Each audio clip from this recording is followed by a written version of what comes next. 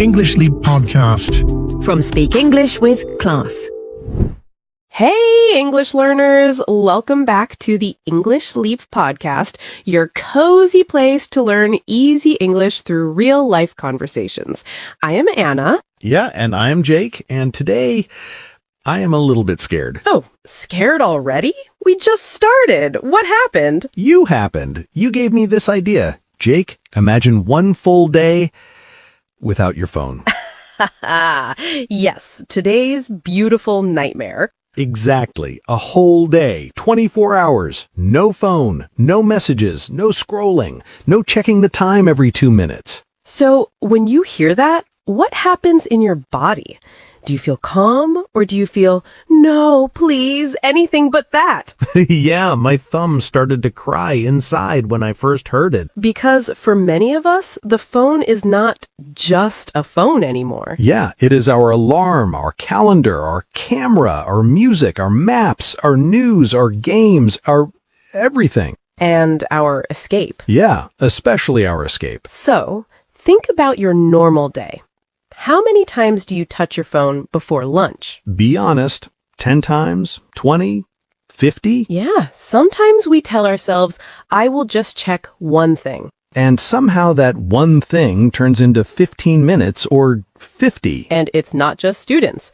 This is happening in so many homes. Right. Dad comes home, throws his keys on the table, sits on the sofa, and boom, phone in his hand. And the kids are excited. They want to talk about school, show their drawing, but Dad is in scroll mode. Or mom is in scroll mode, or both. 4 people in one room, 4 phones, 4 different worlds. So maybe you see this in your house. Or maybe you are that person on the sofa. And if yes, do not feel bad. You are human. We all do this. Me too. But today, we want to ask a simple, fun, and also a little scary question. What would really happen if you lived one day without your phone? So, would your day be boring? Would it be peaceful? Would you feel lost? Or maybe more alive? Or would you suddenly start talking to strangers in the elevator because you have nothing to look at? Or would you finally look at the sky instead of the screen? Or would you forget what time it is and eat lunch at 4 p.m.? So in this episode, we want to walk through that kind of day. A no-phone day. Morning, afternoon, evening. All the weird moments, all the quiet moments, all the, oh no, I usually use my phone for this moments. And we want you to imagine this day with us, not as a big rule or a strict challenge, just as a soft picture in your mind. We're not here to shout, phones are bad. Phones help us a lot. Yeah, we love our phones too. We just want to see what happens when we put them down. For one day. And don't worry about the English. This is a B1 level episode, so if you are intermediate, it's perfect for you. And if you are A2, you can still enjoy it. If some parts feel a bit fast, it's okay. You can listen again later. Your brain will understand more each time. So you don't have to catch every single word. Just stay with us. Feel the story. Feel the pictures in your mind. And if you like learning this way, with real conversations and real feelings, please subscribe to the English Leap podcast and tap like on this episode. It really helps more learners find us. And in the comments, tell us, would you ever try a no-phone day? Just yes or no is fine. Or you can write one sentence about how you think it would feel. And be honest. If your answer is, no way, I love my phone too much, you can write that too. We understand. Okay, so now imagine this. You go to sleep and you decide, tomorrow I will live one day without my phone. You plug it in, you put it far from your bed, and you close your eyes. And then the next morning comes. No phone in your hand, no screen in your face, just you, your thoughts, and your day waiting for you. What happens next? All right, let's jump in. Yeah, let's jump in with the morning, because that is where the trouble starts for me. Oh, really? What is your normal morning with your phone like? Usually, my eyes open and my hand moves by itself. I do not even say good morning to myself. I just grab my phone and start checking things. Yeah, same. I used to be a little obsessed with my notifications in the morning. Obsessed, like your brain cannot stop thinking about something, right? Exactly. My first thought was not, how do I feel? It was, who wrote to me? Who posted what? Maybe you know this too. Before water, before breakfast, before anything, it is phone time. On a no-phone day, that moment is very funny and a little painful. Yeah? What happened to you? My eyes opened, my hand moved to the bedside table, and then nothing. No phone, just air. Your hand grabbed the ghost of your phone. Yes, my brain was like, excuse me, where is our screen? And you couldn't check the time, right? Right. Usually I exaggerate and say, I checked my phone 1,000 times before breakfast. Exaggerate means you make something sound bigger than the truth, just to show the feeling, right? Yeah, it's not really 1,000 times, but it feels like that. On this day, I had to actually get out of bed and look at the real clock on the wall. Wow, old school, a real clock. I felt like I was living in 1999. Maybe you also have a clock in your house that you never use because your phone does everything. On a no-phone day, that clock suddenly becomes your best friend. So after you survived the first minutes, what did your morning look like? It was strange. Normally, I sit on the bed and scroll for 10, 15 minutes. On this day, my hands were free, but my brain was not happy. Yeah? What did your brain say? It was like, come on, just one check, just one little video. The classic, just one. So without my phone, the quiet felt intense for a few minutes. Intense, like very strong and heavy, not soft, right? Yeah, exactly. The silence was loud. I could hear the birds, the cars, even my own breathing. It was almost too much. Yeah, I felt something similar. I went to the kitchen and made coffee with no phone in my hand. Normally, I scroll while the kettle is boiling. Let me guess, you usually know more about other people's breakfast than your own. That is true. On this day, I just watched the water boil, and I realized I felt a bit vulnerable. Vulnerable, like open and easy to hurt, right? Your feelings are close to the surface. Yeah, I could actually feel my thoughts, my worries, my tiredness. No small screen to cover them. Maybe you feel this too, right now as you listen. When your phone isn't there, your mind suddenly has space, and that space can feel a little scary and very honest at the same time. Yeah, and for many of you listening, the next hard step would be going outside with no phone. So what about when you left the house? That's a big part for many people. Oh, yes. Leaving the house with no phone felt like leaving the house without shoes. Yeah, you felt like something was missing, right? Exactly. I kept touching my empty pocket. My brain was like, are you sure? Are you really going outside like this? Yeah, maybe you do this too when you leave the house. You touch your pockets and think, phone, keys, wallet. On a no-phone day, that little check suddenly feels very strange. In the elevator, it was the hardest. Normally, I look at my phone, so I do not feel awkward. Yeah, the elevator escape screen. On this day, there was no escape. I just stood there with my face and my thoughts. I looked at the numbers, at the walls, at my own shoes. Did you talk to anyone? Not this time, but I did smile at one neighbor, and they smiled back. It was small, but it felt real. Nice. I had a similar moment at the bus stop. Usually I'm obsessed with my feed there. On my no-phone day, I just watched people. A kid playing with a stone, an old man reading a real newspaper. I started to think, wow, there's a whole world outside this little rectangle. And you were actually in it, not just watching it through a screen. Yeah, exactly. And now let's talk about work or study time. That part surprised me. Yeah? How was it different? Normally, I work for 5 minutes, then my brain says, just check your phone quickly. It will only take a second. The famous just a second.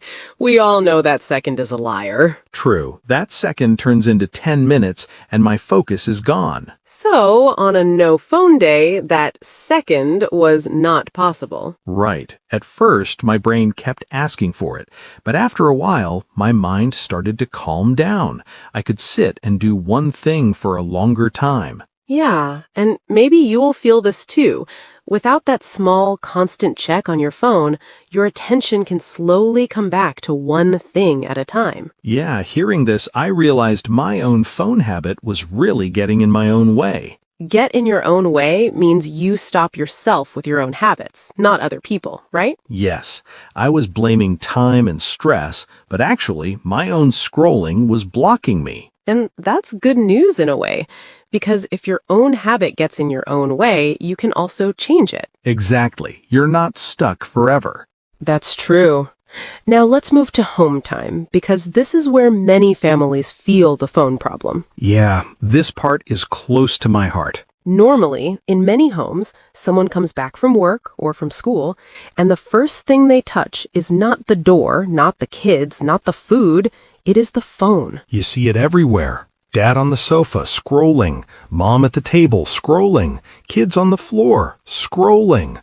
One living room, 4 different worlds. Yeah, maybe you see this in your own house or at your friend's place. And when I saw this in my own life, on my no phone day, something small but big happened. I came home and my hand went to my pocket, but there was nothing. So what did you do? I actually sat down and looked at my family. My cousin was drawing. My aunt was cooking. We started to talk. Simple things. How was your day? What did you learn? Show me your picture. That sounds really nice. And I realized there's a funny contradiction here. Contradiction is when two things do not match, like together but lonely, right? Yeah, that is it. My phone connects me to people far away, but sometimes it takes me away from the people who are right in front of me. That sentence hurts a little, because it is so true. Yeah, it is true. And maybe you feel this too. You're in the same room with someone you love, but both of you are living in your own phone world. On a no phone day, that picture can change. Suddenly, eyes meet eyes, not screens. Yeah, and for me, it really changed later that evening. Something interesting happened to me. Oh, what happened? A friend asked me, "So, how's your day going without your phone?" And what did you say? Did you play it cool? At first, I wanted to play it safe and say, "Yeah, it's fine, just different." Play it safe means you choose the easy, safe answer, not the deep, honest one, right? Exactly. But this time, I stopped for a second. And you said something more real. Yeah, I said, honestly, it's hard. I feel restless. I keep reaching for something that is not there. But I also feel more here, more present. That's already a big change. When you stop playing it safe with your answers, you start to connect more. Yeah, and I felt that myself. Later that night, I had a longer talk with someone in my family. Tell us. We were sitting at the table, no phones, just tea, and I finally poured my heart out about how tired I felt from always being online. Pour your heart out means you say all your real feelings and you do not hide, right? Yes, I told them I felt pressure to answer messages fast, to be fun in chats, to post things, to look like I have it all together. And how did they react? They said, "I feel like that too." We laughed, we almost cried. It was simple, but deep. See? Sometimes one honest talk with no phones is more powerful than 100 messages. So after this day, I started to see my phone in a new way. Yeah? How did your view change? I saw how hard I was holding on to it. Hold on to something means you do not want to let it go, even when it is not always good for you, right? Exactly. My phone was like a safety blanket. I used it when I was bored, sad, nervous, everything. And on your no phone day, that blanket was gone. Right. At first, I felt cold without it, but then I noticed something else. What did you notice? I started to wake up to how loud my phone was in my life. Wake up to something means you finally see a truth that was there the whole time, right? Yes. I woke up to the truth that my mind was always half inside the screen, even when I was with people, even when I was outside. Part of me was in the phone world. That is a big realization. Yeah, and on a no-phone day, you might have your own version of this.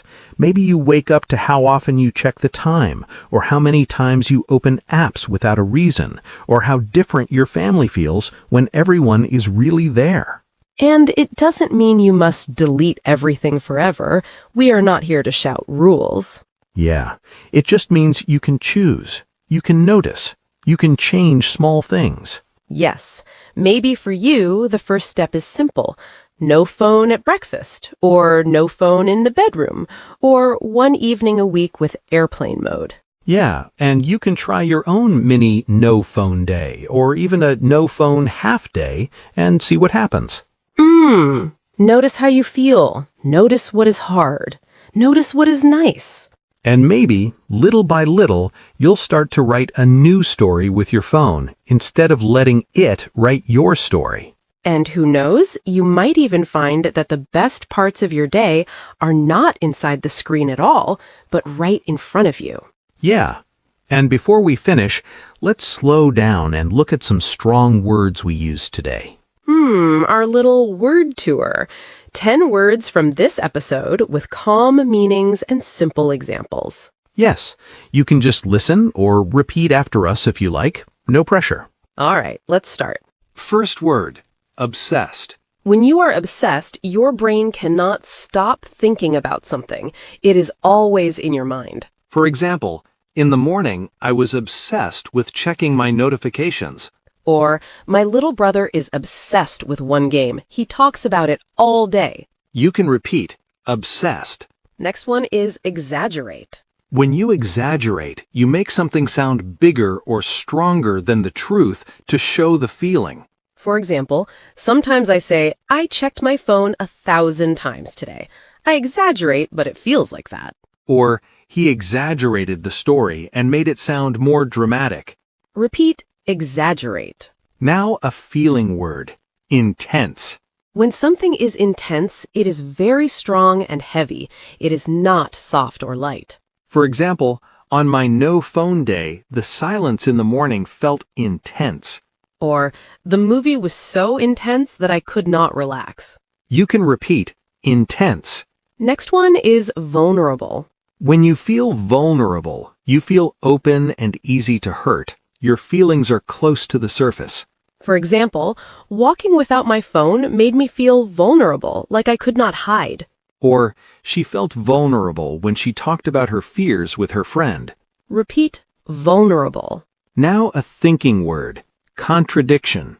A contradiction is when two things do not match or agree. They cannot both be true in the same way. For example, it is a contradiction that phones connect us, but sometimes make us feel lonely. Or, saying I love you but never calling is a contradiction. You can repeat, contradiction. Now, a phrase. Play it safe. When you play it safe, you choose the easy, safe option. You do not take a risk. For example, when people ask, how are you? I play it safe and say, I'm fine. Or, he played it safe and did not share his real opinion. Repeat, play it safe. Next phrase, get in your own way. When you get in your own way, you stop yourself with your own habits or thoughts. Other people are not the problem. You are blocking yourself. For example, I wanted to focus, but my phone habit got in my own way. Or, she gets in her own way by doubting herself too much. You can repeat, get in your own way. Now, a very emotional phrase, pour your heart out. When you pour your heart out, you share all your real feelings. You do not hide your emotions. For example, with no phones, he poured his heart out about how stressed he felt. Or, she poured her heart out in her journal after a hard day.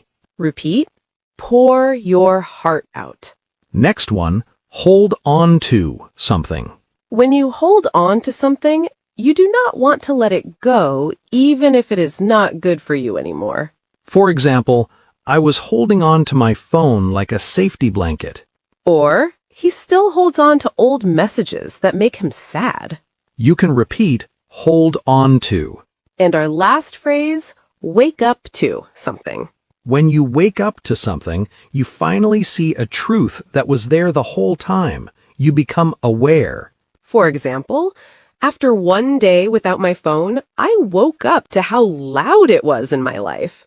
Or, she woke up to the fact that she was always comparing herself to others. Repeat, wake up to. So, those were our 10 words for today's word tour. You do not need to remember all of them perfectly now. Just choose one or two you like and try to use them this week. You can write a sentence in the comments with one of these words or phrases. And of course, you can always come back, listen again, and wake up to even more meaning the second time. Yeah, every time you listen, your brain catches one more word, one more idea, one more feeling. And if today's episode made you think about your own phone habits, that is already a big step. No pressure, just awareness. You are doing great just by being here, listening and learning in English. We're really proud of you. All right, we'll let you go and live your real life now, maybe with your phone a little bit further away. Yes, this is Anna. And this is Jake. And you've been listening to the English Leap podcast. Bye! Your progress doesn't end here. To continue advancing your English skills, click on the next video or explore the additional videos we've thoughtfully selected for you.